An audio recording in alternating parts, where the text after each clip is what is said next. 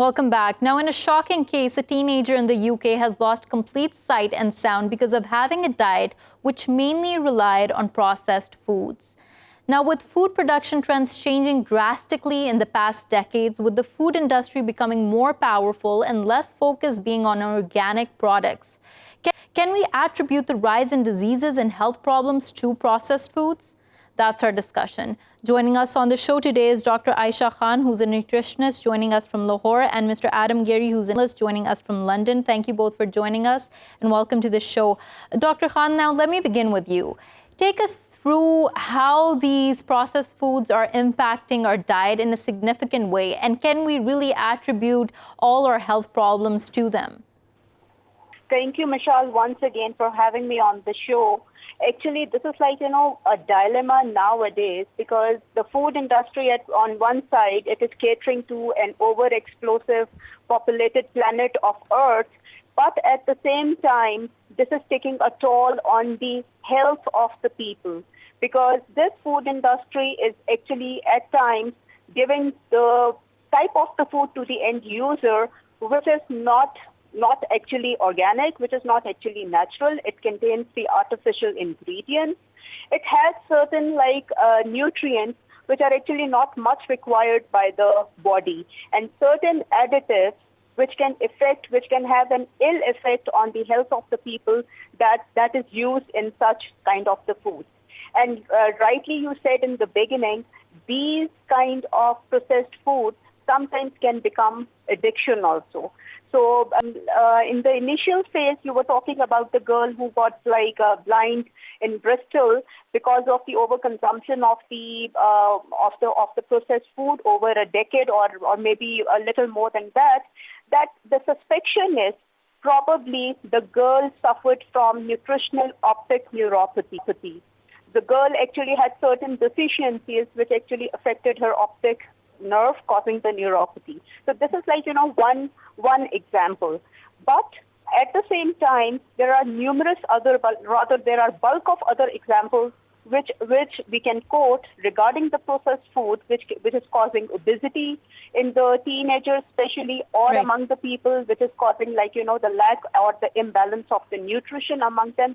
And at the same time, it is becoming more than an addiction for the certain people to consume such kind of the processed food. Right. And it is becoming kind of an integral component of their dietary. And Dr. Khan, stay with us on that point. I want to go to Dr. Adam Garrie and talk to him a little about the rise in these processed foods.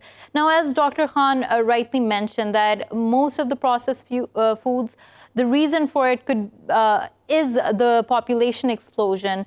The reason why our organic patterns of agriculture were shifting and now they're produced in a way, but also there are commercial interests at play as to why these products are marketed in a certain way. How much influence do these companies have on governments, on health policies, and on marketing to influence the end consumer?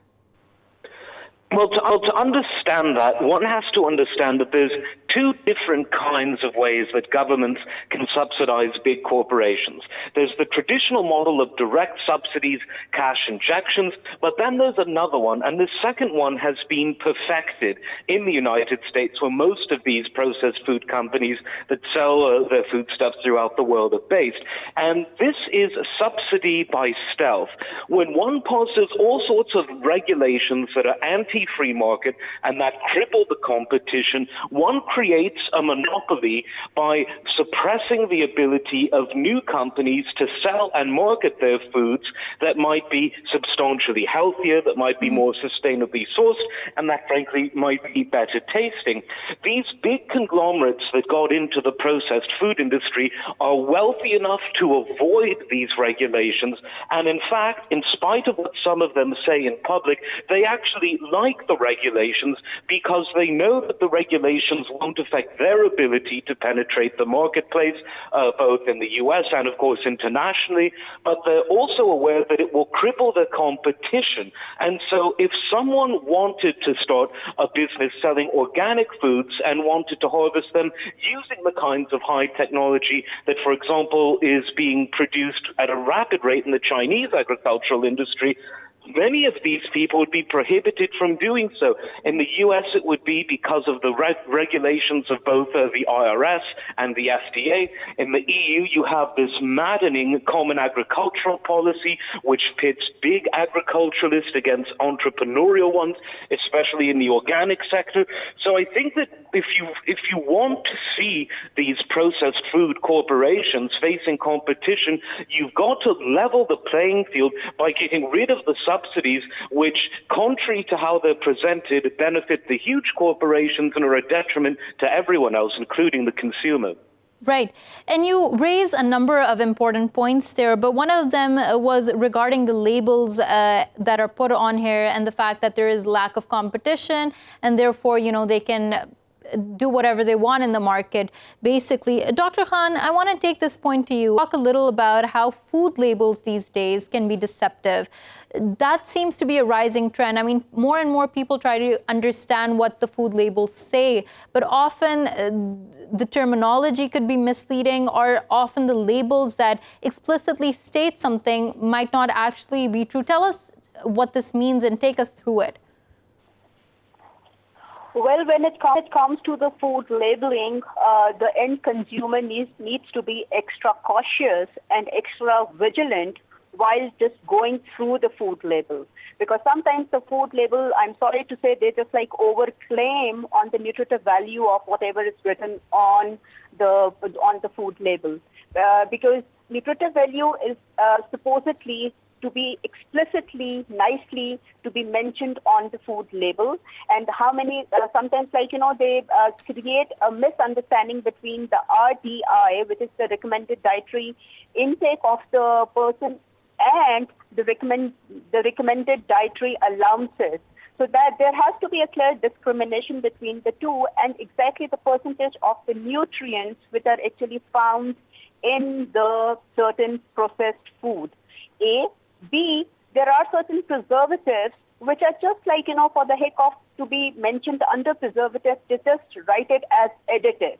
For example, certain foods which are actually bound to give you certain kind of B complex should not be having the sulfites in it.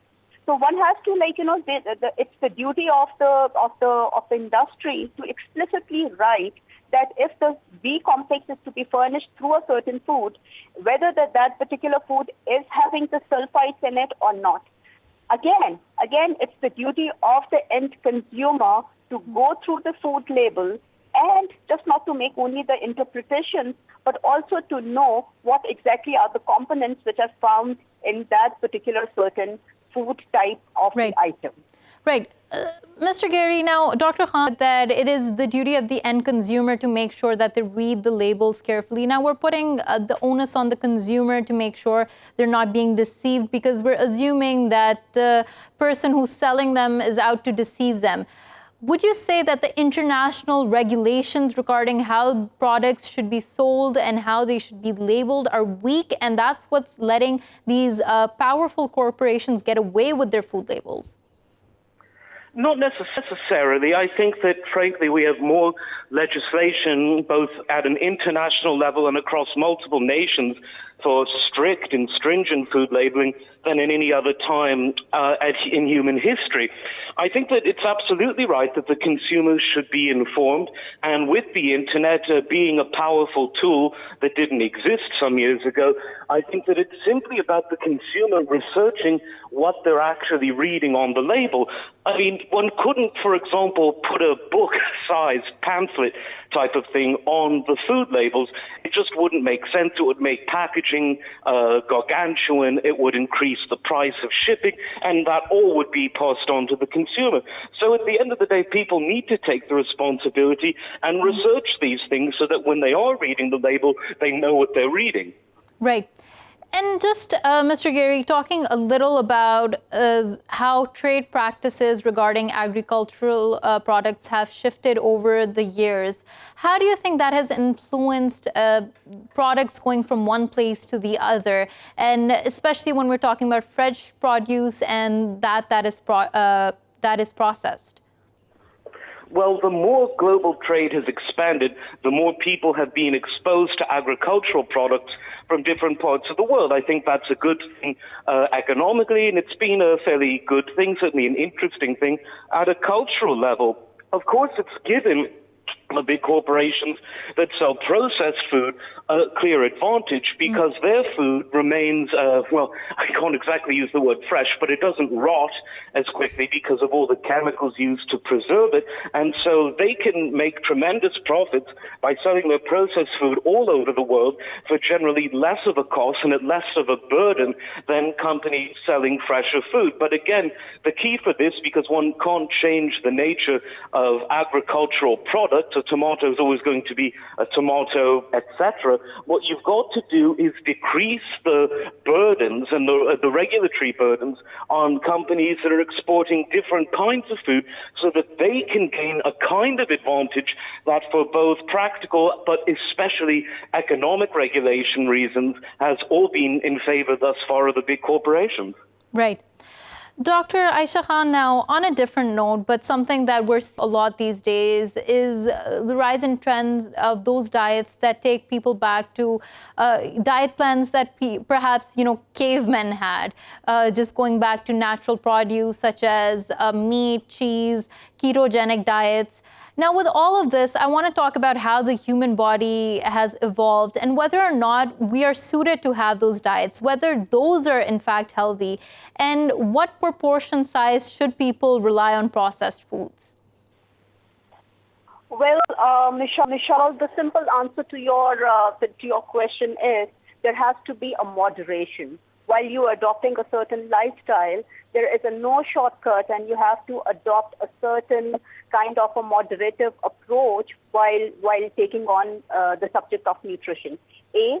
B. It is very important to know that all such kinds of the diets which are kind of in vogue internationally, these are taken as for the fad diets. These are sometimes the over-exaggerated, the misconceptions. Part of it is right, yes, we are surely getting back to the certain ideas, the certain concepts, which were actually many hundreds of years ago were there, but over-exaggerated adoption of those ideas is actually to be discouraged. Right. Because you rightly said that there has to be a natural, organic composition of the food that has to be preserved. And that has to be conserved actually. But right. Over-exaggeration of a certain simple idea has to be somewhat prohibited. Right. So that's an important point to make there, Dr. Khan, that nothing should be in excess. Everything should happen in moderation. On that note, I'd also like to introduce Dr. Tania Dempsey, an expert in chronic disease, autoimmune disorders, and mast cell activation syndrome. She's joining us from New York. Thank you, Dr. Dempsey, for joining us, and welcome to the show. Dr. Dempsey, now talking a little about health diseases and what we're seeing about the general health state of the global population. How do you see it changing with the coming generation, specifically because of the diets and the food that we're consuming? Yeah, unfortunately, people are getting more unhealthy. Our younger generation is relying on processed foods that are depriving their bodies of the nutrients that they need. Their cell function is going down, their health is going down, and this is clearly an issue. We have a global problem here that has to be corrected. Right. And when we're talking about it being a global problem, it often starts very early on, especially from childhood. Take us through what happens when the body in the childhood phase does not get the proper nutrients or is relying on processed foods which are heavy with preservatives. Yeah, I think that there is a lack of education. Back many years ago, people knew what the kids needed to eat early on. They were giving them meat, good quality animal protein and fat, and good vegetables and things that were nutritionally, a little more dense. But with the way that the food industry has sort of taken off and has provided people with these very convenient packages of food, right? We're giving our kids that, right? The parents but what happens to the human body there, doctor, when you're consuming an excess amount of processed foods? I mean, the example I just started off in the show with was that a child in the UK is suffering from a complete loss of sight and sound because relying too heavily on processed foods. So how does that happen? So each cell in the body relies on these your vitamins that you get from your food for all the processes to produce energy, to protect the cells. You know, to live, your cells have to live. So if you eat processed food, you're not getting B12, you're not getting vitamin D, you're not getting copper, you're not getting all these nutrients that your cell needs to live. And so the cells start to break down. And in this boy's case, unfortunately, he developed a neuropathy. He developed damage to the nerves, and the nerves rely on all these nutrients that you get from animals and vegetables and all these things that he didn't get. And again, the cells break down, the body breaks down, and you get damage. And in this case, it's irreversible. It could be reversible had he started to eat foods that contain those nutrients, but now it's irreversible. Right. Mr. Garrie, going back to you and talking a little at the marketing standpoint of all the processed foods we see and how powerful these food chains have become. Now, how strong is their lobby in influencing, the way their products can be marketed? Should there be certain standards to that? I mean, should there be health labels put out while their products are being marketed in a certain way? Could they be injurious to health, or whether they should not be consumed by kids in a certain age? I mean, they're often marketed to people who are very impressionable, especially children. Well, I'm not one for regulating the free market in that sense, but I am one for regulating the way that supposed free market mechanisms interact with government. My solution would simply be to ban all corporate lobbying. Consider all, and under the system I would propose, which I doubt would happen, but if it were to happen, any corporation lobbying a government official would have the book thrown at them, legally speaking, for making a bribe. Lobbying is simply legalized bribery. That's all it is. And when corporations and governments pool their economic resources together, and because of that, they then pool their policy agenda together, that's no longer a free market. What that is corporatism. And that's the root of the problem. The companies that don't have the kind of money to lobby government, I would say bribe government, are pushed out of the market. Consumers suffer. The health of people suffers. And these companies that have their financial inroads with government can do whatever they want. And even when the regulations come, the regulations aren't designed to hold them back. They're designed to hold everyone else back. So I think when it comes to lobbying, having strict rules which forbid lobbying would be the best way to go. Right. Dr. Dempsey, a quick last question to you. Now, as we're seeing, there are many commercial interests at play, and you mentioned that education is key here. What do you think needs to be the role of doctors and physicians in this regard? How should they engage with the patients better? Yeah, the doctors need to be educated themselves, unfortunately, but they have a critical role when they interact with patients in being able to teach patients, parents, what kids need to eat, what they need to eat. And that's not happening because, unfortunately, there isn't enough education at the medical school level, and that needs to be changed as well. Right. But doctors need to start testing patients for their vitamin levels, start understanding what the patients are eating, having patients keep food diaries, because then you understand their health very, very quickly. Right. You can make some quick changes. Right. On that point, thank you so much, Dr. Tania Dempsey, for joining us. Thank you, Dr. Ayesha Khan and Mr. Adam Garrie. Thank you for watching Indus Special. We will see you again next week with more stories. Till then, goodbye.